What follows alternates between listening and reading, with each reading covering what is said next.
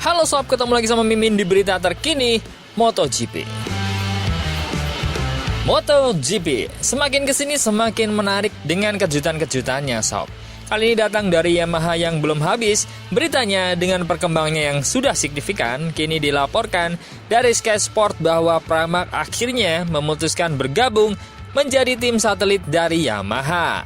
Tentunya sebuah kejutan lain di mana transfer pembalap sedang hangat-hangatnya. Bagaimana beritanya, siapa ridernya dan apa dampaknya? Kita bahas. Salah satu ketidakpastian besar dalam line-up MotoGP untuk tahun 2025 mungkin akan segera terkuak. Prima Pramac Racing kabarnya sudah memutuskan pabrikan yang akan digandengnya memilih beralih ke Yamaha dari Ducati. Informasi tersebut datang dari Sky Sport Italia, lembaga penyiaran televisi terkemuka di kelas Premier. Tampaknya, proyek dan kondisi yang ditawarkan pabrikan bermarkas di Iwata itu meyakinkan tim asuhan Paolo Campinotti untuk meninggalkan Ducati setelah 2 dekade menjalin kemitraan.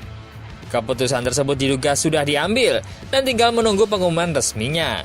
Masa depan Pramac akan berdampak signifikan terhadap pasar pembalap, karena akan berkurang 2 motor Ducati dan 2 motor tambahan Yamaha di grid. Franco Morbidelli, pembalap Pramac saat ini, mungkin perlu mencari tim lain meskipun dia mendapatkan kepercayaan dari timnya saat ini. Mengingat banyaknya kesulitan yang dia hadapi dengan ZZR M1 antara tahun 2021 sampai 2023. Di sisi lain, Fermin Aldeguer hanya akan memiliki 4 kursi potensial di Gresini ataupun VR46 untuk diincar.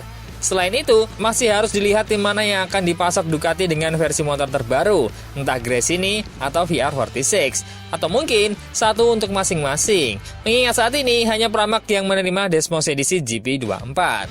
Jika dikonfirmasi, Yamaha akan mendapatkan kembali tim satelitnya setelah 2 musim hanya memiliki 2 motor pabrikan. Tampaknya, Alex Rins akan terus menjadi rekan tim Fabio Quartararo. Dengan adanya 2 sepeda motor ZZR M1 lagi di grid, perkembangan salah satu sepeda motor yang kurang kompetitif saat ini dapat meningkat pesat. Juga mendapatkan keuntungan dari konsesi ekstensif yang ada. Nah sebelumnya, pabrikan asal Jepang itu telah menyesal selama 2 tahun tidak memperbaharui perjanjian dengan RNF yang menyebabkan kehilangan 2 dari 4 M1 yang dimilikinya di lintasan. Keputusan tersebut dalam konteks kejuaraan saat ini, di mana Ducati telah berhasil membuat perbedaan berkat jumlah data yang mereka kumpulkan dan dianalisis dari 8 Desmos edisi. Hal ini berdampak besar pada hasil tim yang berbasis di Iwata tersebut, yang mengalami salah satu momen terburuk dalam sejarah MotoGP. Yamaha saat ini berada di urutan kedua dari belakang di klasmen pabrikan, hanya di depan Honda, dan berada di posisi 10 dalam klasmen tim dari 11 tim. Namun, tak seperti HRC, Yamaha nampak bergerak ke arah yang baru. Mereka mendatangkan Max Bartolini di bidang manajemen teknis dan juga Marco Nicotra di bidang aerodinamika. Keduanya direkrut dari Ducati.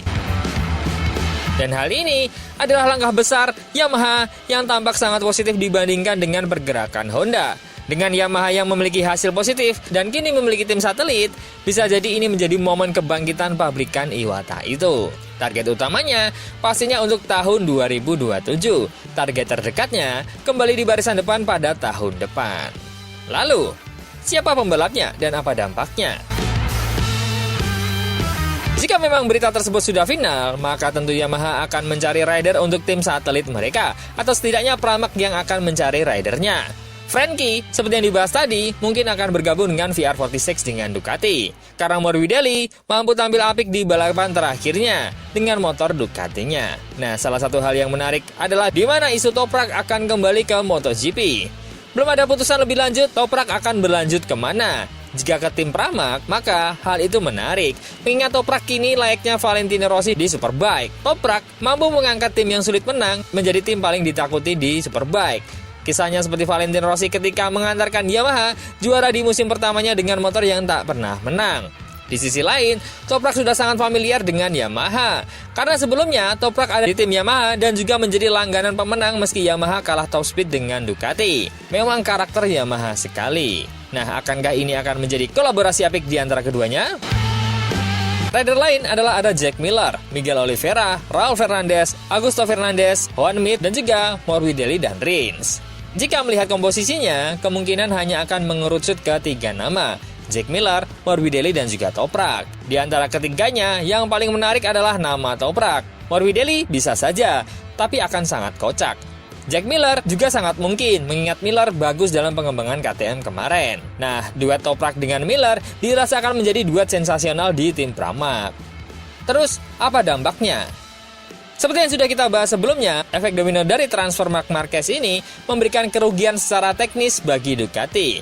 Perlu digarisbawahi, secara teknis bukan secara finansial. Sebelum Marc Marquez menolak tim satelit, Ducati memiliki rencana yang bisa membuatnya semakin dikdaya. Di tim utama ada Pecco dan Martin, di Pramac ada Marc Marquez dan juga Fermin Aldeguer. Tentu, memiliki 3 pembalap terkuat dan 1 rookie sensasional adalah impian bagi Ducati sebelumnya.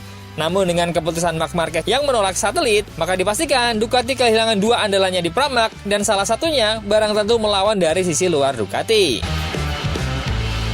Kedua, hilangnya tim pabrikan kedua Pramac.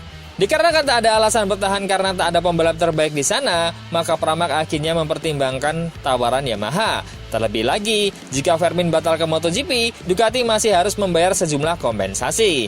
Meski tak seberapa, namun ini mengurangi kekuatan dari tim di bawah asuhan Ducati sendiri.